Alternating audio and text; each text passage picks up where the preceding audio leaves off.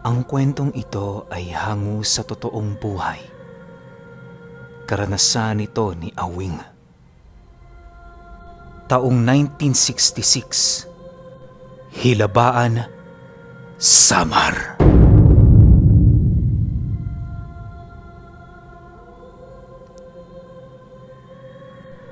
Itong mga panahong ito, kasalukuyang nagbibinata pa lamang si Awing. Sa edad niyang 19 na taong gulang, lulong na siya sa bisyo. Lahat na ata ng bisyo na subukan niya, maliban na lang sa mga bawal na gamot. Dahil sa pag-uudyok ng kanyang barkada, kaya na may hindi na siya nakapag-aral pa. Kampante naman noon si Awing kahit papaano sa kadahilan ng abuso siya sa kanyang ina. Lahat ng bagay na kinakailangan niyang makuha doon ay ibinibigay nito kapag nagkataong hindi nito kasama ang kanyang ama. Dahil sa ganoong pag-uugali ni Awing, kaya na may lumaki siyang balasubas at walang respeto sa kapwa. Akala niya sila na ang pinakamayaman sa kanilang lugar, gawa ng sikat ang kanyang pamilya.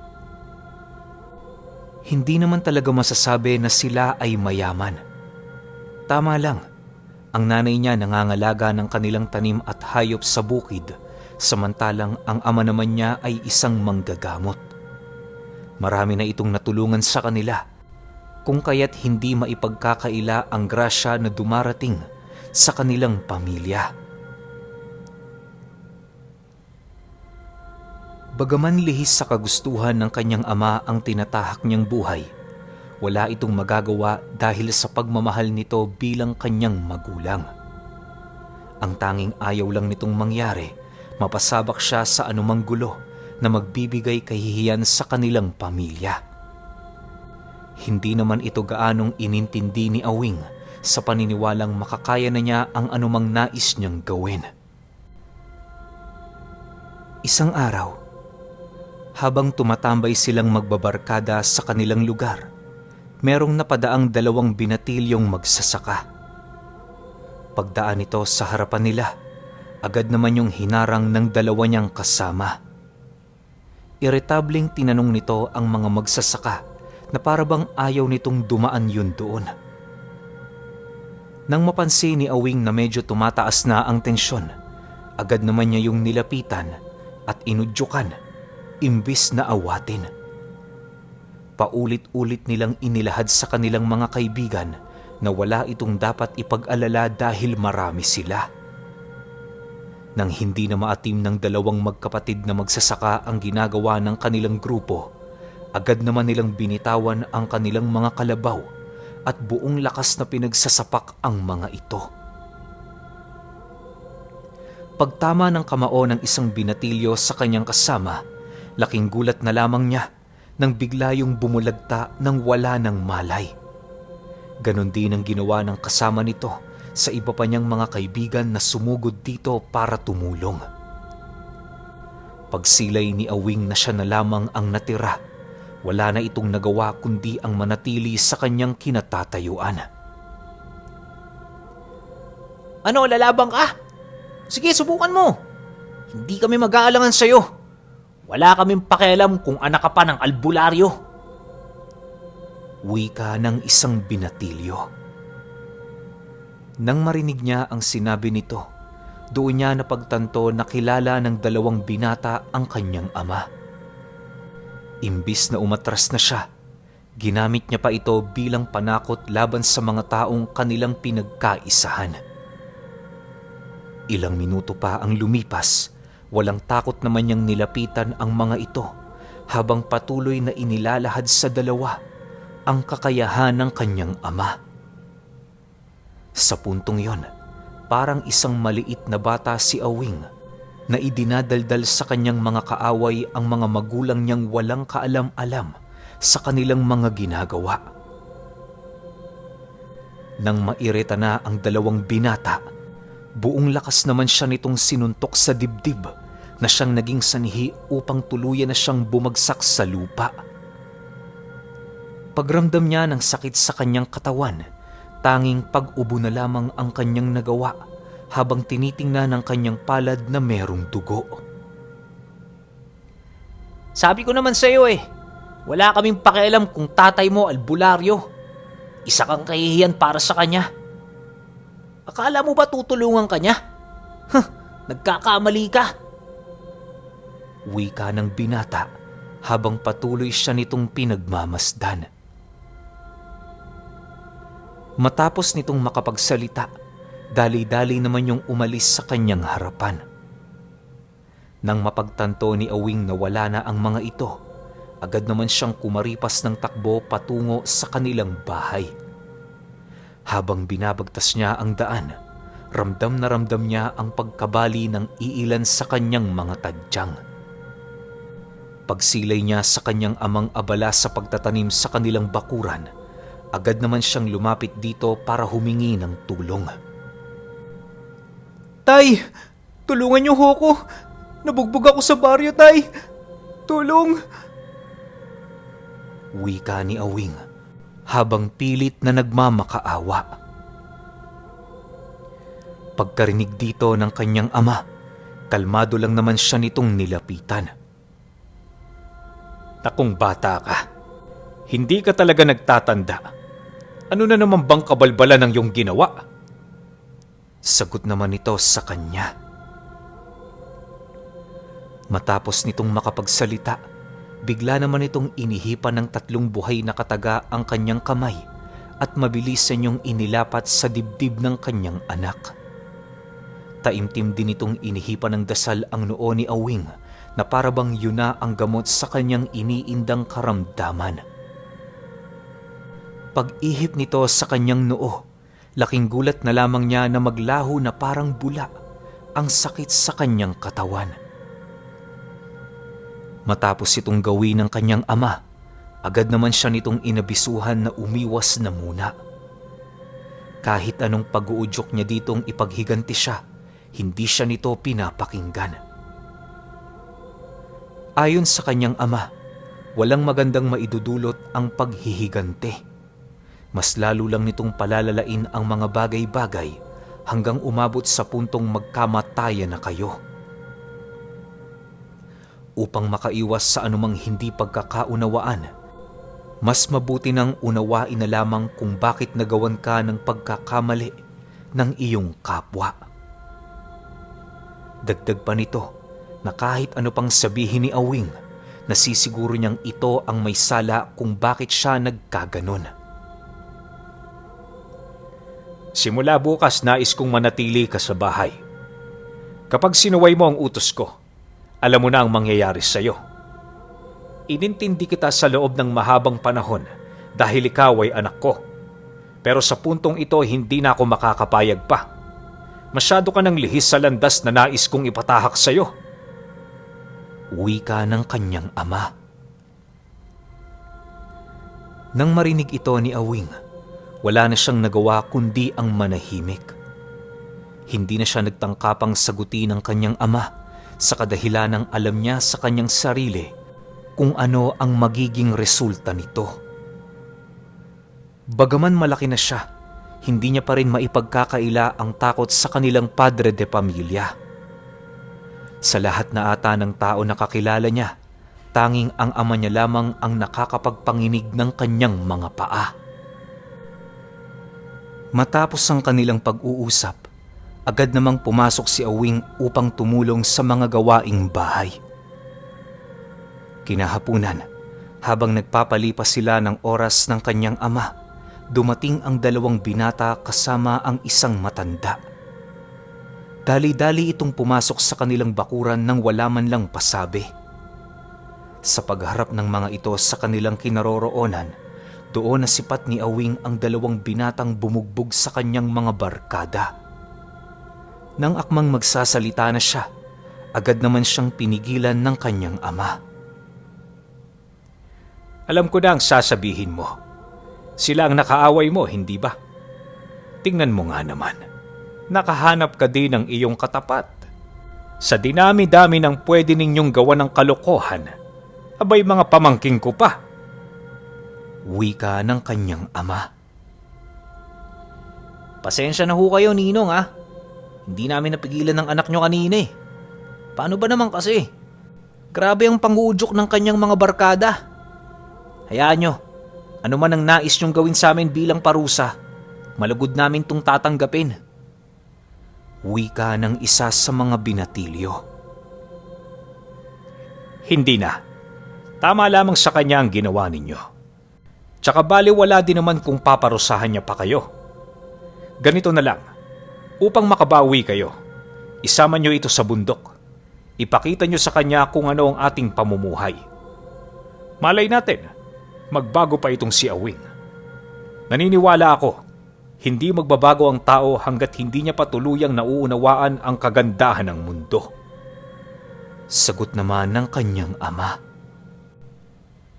Sa pagpapatuloy ng kanilang pag-uusap, doon niya napagtanto na purong mga antingero pala ang mga binatang yon. Kahit sa anong aspeto, hindi sila dito mananalo. Maliban kasi sa mga habak nitong tangan, nagtataglay na yon ng malalakas na mutya sa ganoong edad. Hindi man sa pagmamayabang pero ang dalawang binatang yon nagtataglay ng ngipin ng kalabaw at mutya ng gabi. Dalawang malalakas na mutya na tanging mga dalubhasa lamang ang nakakakuha. Matapos nilang mapagkasunduan ang mga bagay-bagay, wala nang nagawa si Awing kundi ang sumama. Wala naman siya noong karapatang tumanggi, lalo pat yon ang kagustuhan ng kanyang ama. Makalipas lamang ang 2 araw, bumalik ang binata dala-dala ang kanilang mga kalabaw. Kagaya ng napagkasunduan, pumanhik sila sa bundok upang magsanay. Habang binabagtas nila ang daan, doon napagtanto ni Awing na mabait din pala ang mga binatang yon. Napakalayo ng pag-uugali nito sa mga dati niyang barkada ng mga basagulero. Hindi din niya yon nakitaan ng pagkailang sa kanya na parabang wala man lang nangyari sa pagitan ng mga panig nila. Sa pagdating nila sa paanan ng bundok, bumungad sa kanyang mga mata ang isang talon na hindi gaanong kataasan. Napakalamig ng simoy ng hangin doon dahil sa mga tubig na nagkalat sa buong paligid. Awing, sabi ng tatay mo maligo ka dyan. Sukatin mo ang lakas ng iyong kakayahan sa pamamagitan ng pag-usong sa nagbabagsakang tubig. Huwag mong kalilimutang magdasal at lalong-lalo na ang huminga. Sige na, hintayin ka namin dito. Wika ng pinakamatandang pamangkin ng kanyang ama. Matapos niyang marinig ang sinabi nito, agad naman siyang naligo sa talon. Hindi niya alam pero pakiramdam niya napakahiwaga ng mga katagang binibitawan nito. Animoy kahit ayaw niyang gawin ang bagay na yon, napipilitan siya sa kadahilanang yon ang inuutos ng kanyang isip. Habang binabagtas niya ang malalim na parte ng talon, bigla naman siyang natigilan nang masipat niyang nagbago ang buong paligid. Sa isang iglap, nawala ang 2 binata at kasabay nito ang pagsilitawan ng napakaraming puno sa paligid. Nang akmang babalik na siya patungong Pangpang, muli siyang naantala nang makarinig siya ng tinig na nagsasabing magpatuloy siya. Dahil sa pangyayaring yon, wala nang nagawa si Awing kundi ipagpatuloy ang mga bagay na kanyang nasimulan. Sa pagdating niya sa ilalim ng talon, ramdam na ramdam niya ang napakalakas na agos ng tubig na nanggagaling sa itaas. Halos matuklap na noon ang kanyang balat sa balikat, pero nagpatuloy lamang siya sa kanyang paghawak sa mga bato. Nang magkaroon na siya ng puwersa para maupo, agad naman niya yung ginawa habang patuloy na pinakikiramdaman ang buong paligid. Sa pagpikit ng kanyang mga mata, meron siyang nakitang pangitain sa lugar na kinasangkutan ng kanyang ama. Doon ay nakita niya yung nakikipaglaban sa mga malataong nilalang na merong mga maiitim na balat at napakapuputing mga muka.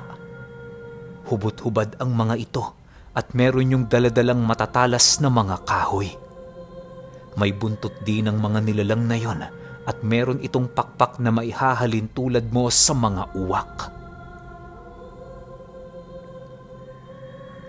Matapos niya itong masilayan, bigla naman niyang nasipat ang kanyang ama na nag-usal sa tubig na nasa talon. Nang maiihip na nito ang kanyang mga usal sa tubig, dali-dali naman itong lumusong doon at kasabay nito ang mabilisan nitong paghubad ng kanyang damit. Ginamit ng kanyang ama ang pang-itaas niyang kasuotan upang maging armas sa nagpapatuloy na labanan. Paghataw nito sa katawan ng mga nilalang, kitang-kita ni Awing ang pagsipulasa ng mga ito habang patuloy na sumisigaw. Sa isang iglap, biglang bumalik ang katahimikan sa buong paligid dahil sa pagkawala ng mga nilalang na yon. Bago umalis doon ang kanyang ama, nasipat niya itong merong hinulog na bagay sa tubig.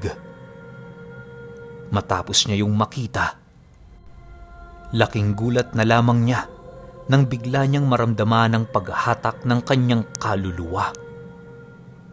Pagmulat ng kanyang mga mata, nasipat niya ang dalawa niyang kasamang binata na pinagtutulungan siyang gisingin. "Awing! Gumising ka, Awing!"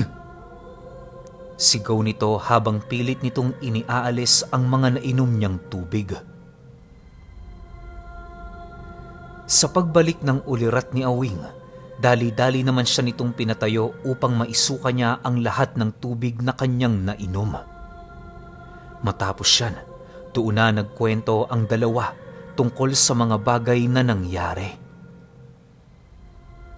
Ayon dito, na habang nakaupo si Awing sa bato, biglang lumakas ang pagbagsak ng tubig. Tinangay siya nito papailalim, kaya na may dali-dali siyang hinanap ng dalawa. Subalit 2 oras na noon ang lumipas, hindi pa rin siya nito nakikita. Nakuha lamang siya ng 2 noong nagkusang lumitaw ang kanyang katawan pagkaraan ng 5 oras. Ang labis lang noong ipinagtataka ng binatilyo ay kung bakit hindi lumobo ang kanyang katawan. Dagdag pa ng mga ito na para bang may kung anong nilalang ang merong may kagagawan ng mga bagay na nangyari sa kanya. Sa pagpapatuloy ng kanilang pag-uusap, bigla namang natigilan si Awing sa pagsasalita nang maramdaman niya ang kakaibang bagay na naroon sa kanyang palad. Pagbuka niya rito, laking gulat na lamang niya nang masipat niya ang isang telang puti na naglalaman ng pangil ng pating. Sa hindi malamang dahilan, napakalamig nito kapag hinahawakan. Napakadulas din ng bagay na yon na animoy nagkukusa itong mahulog sa tuwing hindi mo ito hinahawakan. Pagkasilay ng dalawa sa ipinakita ni Awing, bigla namang nanlaki ang mga mata nito habang nagwiwika ang isa ng, "Awing! Mutsayang nakuha mo! Saan mo nakita yan?" "Ha? Hindi ko alam. Wala akong matandaan na may nakuha akong ganito kanina eh."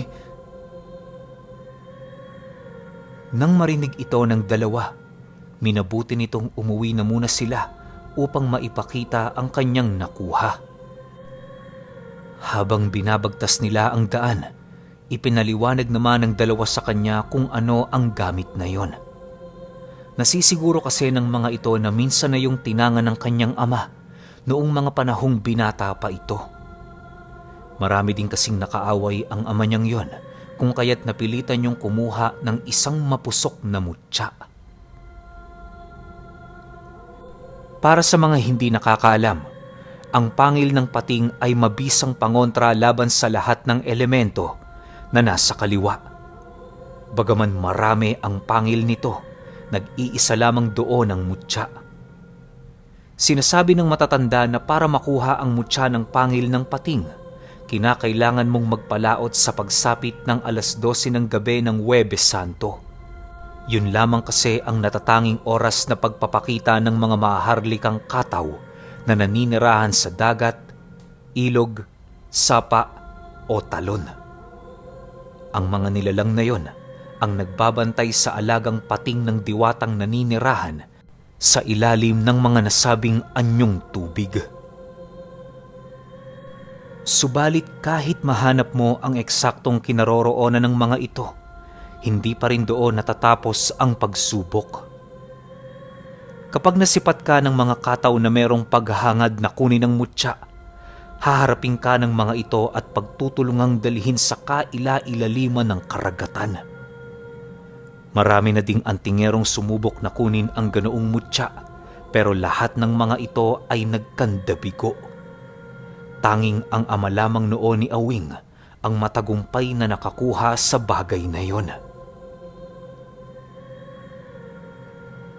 Matapos itong mailahad ng dalawa, doon niya napagtanto kung gaano kabihasa ang kanyang ama kung lihim na karunungan lamang ang pag-uusapan. Sa pagpapatuloy ng kanilang pag-uusap, hindi nila noon napansin na nasa baryo na pala sila. Pagdating nila sa sentro, agad naman silang sinalubong ng kanyang mga barkada na matagal na palang naghahanap sa kanya. "Grabe ka naman, Awing! Balimbing ka ba? Natalo lang tayo sa mga yan, nakaanib ka na dyan." Galit na wika ng isa sa kanyang mga kaibigan. Pagkarinig niya ng sinabi nito, minabuti niyang wag na lamang yung patulan. Bagaman walang nararamdamang galit si Awing sa sinabi nito, nakakapagtakang nag-iinit doon ang kanyang dugo. Sa muling pagsilay niya sa kanyang kaibigan, bigla naman siyang nagulantang nang masipat niya ang mga likod nito na merong ikinukubling buntot. Lahat ng mga ito ay merong mga buntot na kahawig ng mga nilalang na minsang kinalaban ng kanyang ama.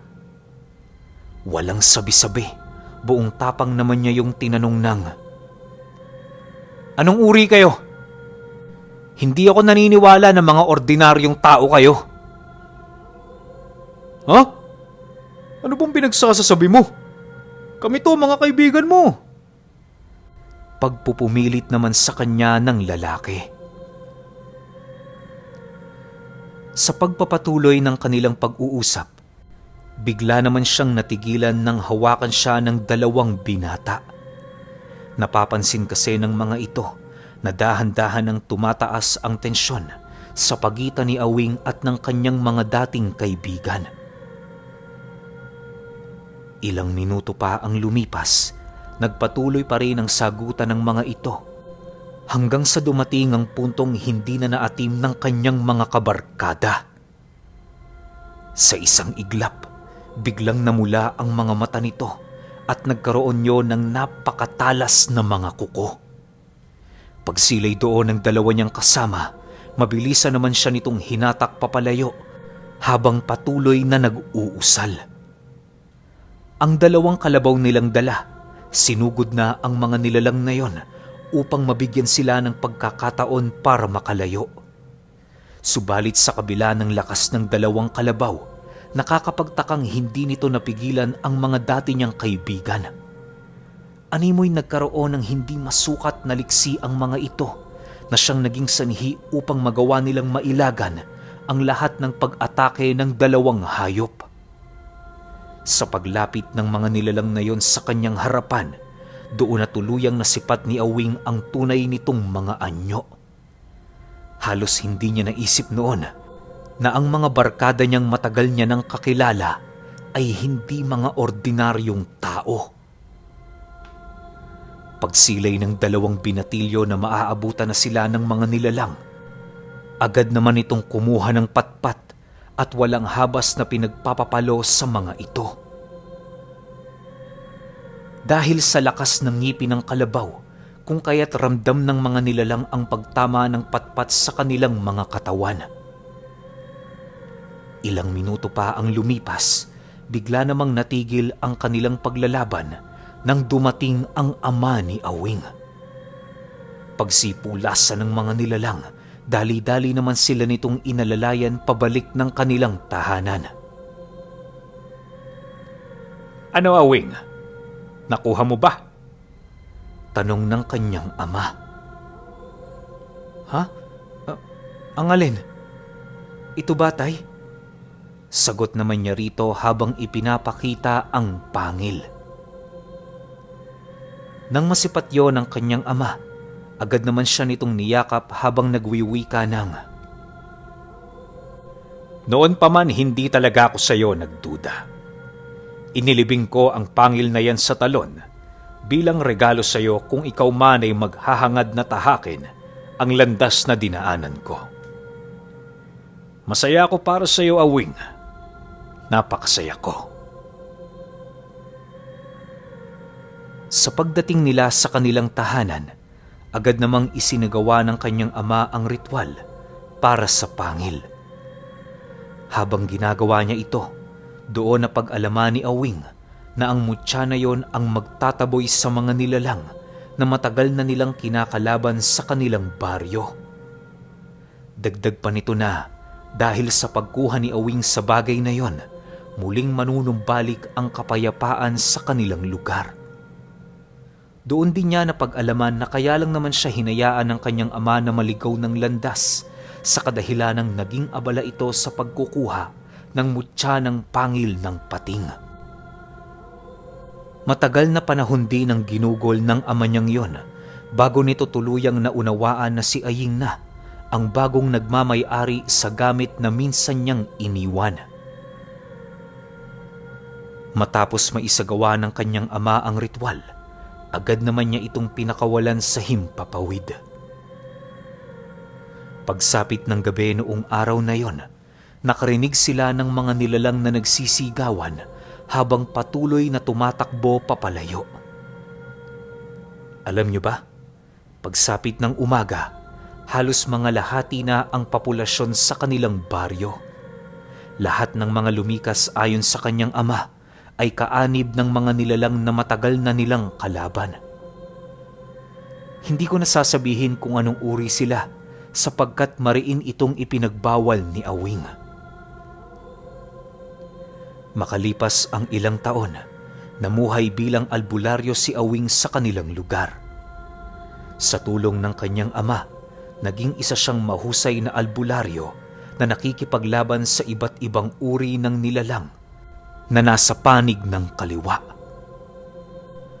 At naging madali kay Awing ang pakikipaglaban sa mga ito dahil tangan-tangan niya sa kanyang katawan ang mutya ng pangil ng pating.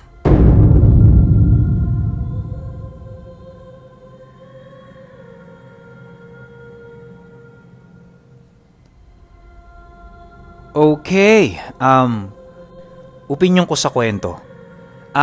Alam nyo ba na talagang hindi eksaktong pating ang tinutukoy sa mutya na yun? Nakalimutan ko lang yung tawag pero isa siyang uri ng engkanto talaga na pinangangalagaan ng mga maharlikang diwata basta mataas na uri ng engkantong nag-aalaga ron.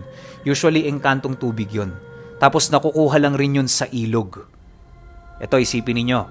Tuwing mahal na araw, humihinto yung ilog. Pipiliin mo.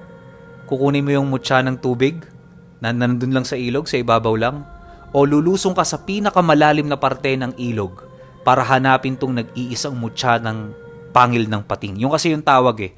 Pero kung tutuusin, hindi talaga siya pating. Tsaka sobrang nagkalat to. Yun nga yung mga sinabi ko kanina, yung mga anyo ng tubig. Yung inisa-isang enumerate neto ni Awing. Totoo yun. Sobrang dami nagkalat to. Hindi ko lang alam kung ano yung mga antas ng level ng mga to. Pag kinuha mo ba yung sa dagat, mas malakas ba yun kesa kapag kinuha mo sa ilog, sapa o talon? Hindi ko alam eh. Kulang pa yung kaalaman ko pagdating sa mutya na to. Pero nakalimutan ko lang talaga yung pangalan ng engkanto na yun na yun yung aagawan mo ng pangil niya. Nag-iisa lang yun. Tapos kulay itim na makintab. Ang tanong, makukuha mo ba yun? Paano kung kainin ka nun ng buo, di ba? Hindi natin masasabi. Pero napakaganda ng kwento nito ni Awing. Sayang lang, no? Wala ring series. Hindi siya series para nasubaybayan natin kung paano siya nakipagdigma kontra sa mga nilalang na nasa kaliwa. Yun lang, sayang lang. Pero kayo, Kung may opinyon kayo sa kwentong ito, i-comment nyo lang sa baba. Yun lang, hanggang sa susunod na kwento. Salamat.